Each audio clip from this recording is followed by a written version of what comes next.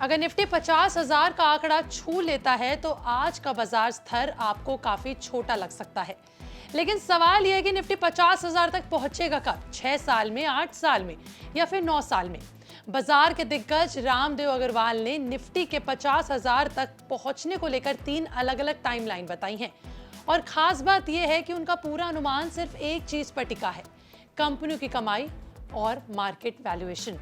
नमस्कार, मैं आपके साथ तनीषा, आप देख रहे हैं मार्केट अपडेट। और चलिए बात करते हैं आज के मार्केट अपडेट और इस प्रेडिक्शन के बारे में जो रामदेव द्वारा हुई है। आज हम इसी को समझेंगे कि रामदेव अग्रवाल का निफ्टी 50,000 वाला पूरा गणित क्या है, किस सिनेरियो में निफ्टी सिर्फ 6 साल में इस लेवल तक पहुंच सकता है और आखिर फॉरेन इन्वेस्टर्स की सेलिंग के बावजूद भारतीय बाजार में इतनी मजबूती क्यों बनी हुई है। तो सबसे पहले बात करते हैं उस आंकड़े की जिसने मार्केट में सबसे ज्यादा चर्चा पैदा की है, जो है Nifty 50,000। Motilal Oswal financial services के चेयरमैन रामदेव अग्रवाल का मानना है कि निफ्टी 50 अगले 6 से 9 साल में करीबन 2 गुना होकर 50,000 के लेवल तक पहुंच सकता है।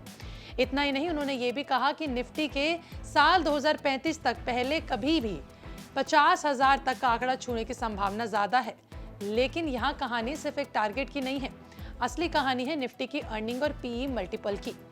अब इसे आसान भाषा में समझते हैं जिससे आपको और ज्यादा बारीकी से समझ आए। रामदेव अग्रवाल का अनुमान है कि निफ्टी की अर्निंग यानी कि कंपनी की कमाई लंबे समय में करीबन 12% सालाना की दर से बढ़ सकती है। उनका यह अनुमान करीबन 11% की नॉमिनल जीडीपी ग्रोथ के आसपास है। अब इसी अर्निंग ग्रोथ के आधार पर उन्होंने 3 सिनेरियो बनाए हैं जिसके ऊपर 50,000 तक का निफ्टी का टारगेट टिका है। पहला सिनेरियो करीबन 8 साल। देखिए, अगर निफ्टी का पी मल्टीपल यानी कि मार्केट कंपनियों की कमाई के मुकाबले जिस वैल्यूएशन पर शेयर खरीदने को तैयार है वह करीबन 20 से 21 गुना के आसपास बना रहता है, तो निफ्टी को 50,000 तक पहुंचने में करीबन 8 साल लग सकते हैं। यानी कि वैल्यूएशन में कोई बहुत बड़ा बदलाव नहीं होता, लेकिन अर्निंग लगातार बढ़ती रहती है। तो करीबन 8 साल में 50,000 तक का लेवल हासिल हो सकता है। दूसरा सिनेरियो सबसे तेज बताया जा रहा है। अगर मार्केट का पी मल्टीपल बढ़कर करीबन 24 गुना हो जाता है तो निफ्टी 50,000 तक पहुंचने का सफर सिर्फ 6 साल में पूरा कर सकता है। मतलब निवेशक जो है भारतीय कंपनियों की बढ़ती कमाई को लेकर ज्यादा भरोसा दिखाते हैं और मार्केट ज्यादा वैल्यूएशन देने को तैयार होती है, तो ये टारगेट बहुत जल्दी पूरा हो जाएगा। अब तीसरा सिनेरियो है कि अगर पी मल्टीपल घटकर करीबन 18 गुना रह जाता है तो निफ्टी को 50,000 तक पहुंचने में 9 साल लग सकते हैं। यानी कि वैल्यूएशन कम होने की स्थिति में अगर अर्निंग ग्रोथ बनी रहती है तो टारगेट हासिल किया जा सकता है, लेकिन इसमें थोड़ा ज्यादा वक्त लगेगा। तो 3 सिनेरियो को अगर आसान भाषा में समझा जाए तो अगर पी 24 गुना रहा तो निफ्टी 50,000 के लेवल तक करीबन 6 साल में पहुंच जाएगा। अगर पी 20 से 21 गुना रहा तो ये 8 साल में पहुंचेगा और अगर पी 18 गुना रहा तो ये टारगेट 9 साल में पूरा होने की संभावना है। अब सवाल है कि आखिर रामदेव अग्रवाल को भारतीय बाजार पे इतनी बड़ी ग्रोथ की उम्मीद क्यों लग रही है जिस समय निफ्टी गिर रहा है। आज का हाल ही देख लीजिए। देखिए, इसके पीछे सबसे बड़ा कारण है रिटेल इन्वेस्टर्स की बढ़ती ताकत। भारत में डीमैट अकाउंट्स की संख्या करीबन 4 करोड़ से बढ़कर 23.4 करोड़ हो गई है और सिर्फ एक महीने में करीबन 29 लाख नए डीमैट अकाउंट खुले। यानी जिस मार्केट में पहले बड़ी भूमिका फॉरेन इन्वेस्टर्स की हुआ करती थी, अब वहां करोड़ों डोमेस्टिक इन्वेस्टर्स की मौजूदगी तेजी से आगे बढ़ रही है। और कहानी सिर्फ डीमैट अकाउंट्स तक बिल्कुल भी सीमित नहीं है।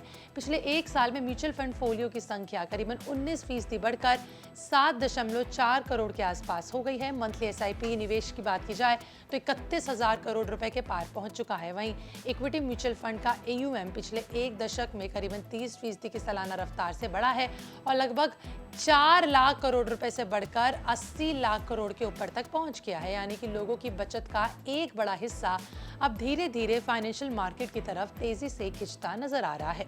रामदेव अग्रवाल ने इस बदलाव की तुलना अमेरिका के 401 के सिस्टम से की। उनका कहना है कि भारत में रिटेल पार्टिसिपेशन का ये दौर एक तरह के 401 के मूवमेंट जैसा है। अब यहाँ सबसे दिलचस्प बात आती है, एक तरफ रिटेल इन्वेस्टर्स और डोमेस्टिक मनी ज्यादातर और लगातार बाजार में पैसा लगा रहे हैं, तो वहीं दूसरी तरफ एफआईआईज यानी कि फॉरेन इंस्टीट्यूशनल इन्वेस्टर्स भारतीय शेयरों में सेलिंग कर रहे हैं। अग्रवाल के मुताबिक बात की जाए तो एफआई पिछले करीबन साल देखा जाए तो 18 अरब डॉलर के भारतीय शेयर बेचे हैं और इस साल करीबन छमाही में देखा जाए 25 अरब डॉलर का और सेलिंग किया है। यानी कि इसके बावजूद भी देखा जाए मार्केट कमजोर नहीं हुआ है, फीका नहीं पड़ा है, क्योंकि डोमेस्टिक निवेशकों की बाइंग ने इस सेलिंग का बड़ा हिस्सा संभाल लिया।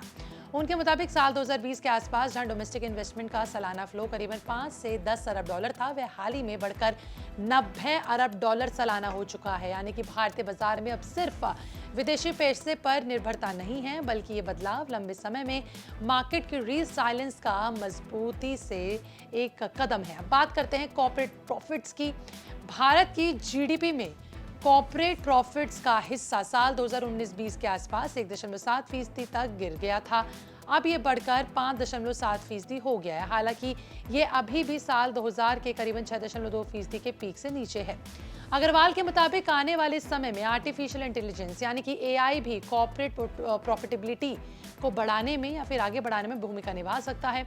अगर कंपनियां टेक्नोलॉजी और एआई की मदद से जो प्रोडक्टिविटी है और जो रिटर्न्स है बढ़ाने में सफल हुई तो कॉर्पोरेट अर्निंग को भी सफलता मिल सकती है। लेकिन यहाँ निवेशकों को एक जरूरी बात समझनी होगी, निफ्टी 50,000 कोई गारंटी नहीं है। ये एक वैल्यूएशन बेस्ड अनुमान है जो अर्निंग ग्रोथ और पीआई मल्टीपल जैसे फैक्टर्स पर निर्भर करेगा। अगर जैसा बताया गया उस प्लानिंग से हुआ तो ही निफ्टी 50,000 जाएगा। अगर अर्निंग ग्रोथ उम्मीद से कम भी हुई तो ग्लोबल इकोनॉमी कमजोर हुई, जियोपॉलिटिकल टेंशन ऐसे ही वहां पे बरकरार रही, फिर मार्केट वैल्यूएशन में बड़ा बदलाव आया तो ये टाइमलाइन आगे भी खिसक सकती है, पीछे भी आ सकती है। इसलिए सिर्फ 50,000 का टारगेट देकर इन्वेस्टमेंट डिसीजन लेना सही स्ट्रैटेजी बिल्कुल नहीं होगा।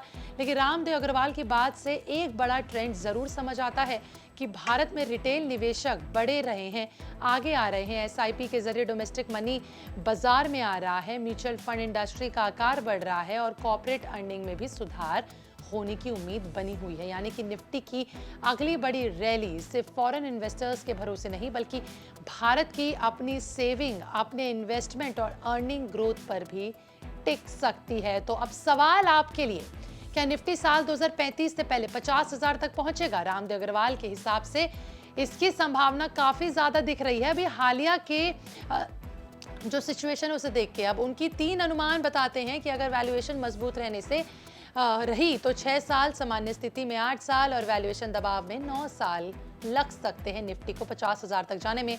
अब देखना होगा कि आने वाले वर्षों में इंडियन इकोनॉमी, कॉर्पोरेट अर्निंग और भारत की वैल्यूएशन किस दिशा में जाती है, क्योंकि निफ्टी 50,000 की कहानी सिर्फ एक नंबर की कहानी नहीं है। ये भारत की बढ़ती कमाई, भारत की बढ़ती बचत और बढ़ते बाजार पार्टिसिपेशन की एक कहानी है। बहरहाल आपका इस पर क्या कहना है कमेंट सेक्शन में बताएगा। मिलते अगली वीडियो में, बने रहें बिस्तक के साथ।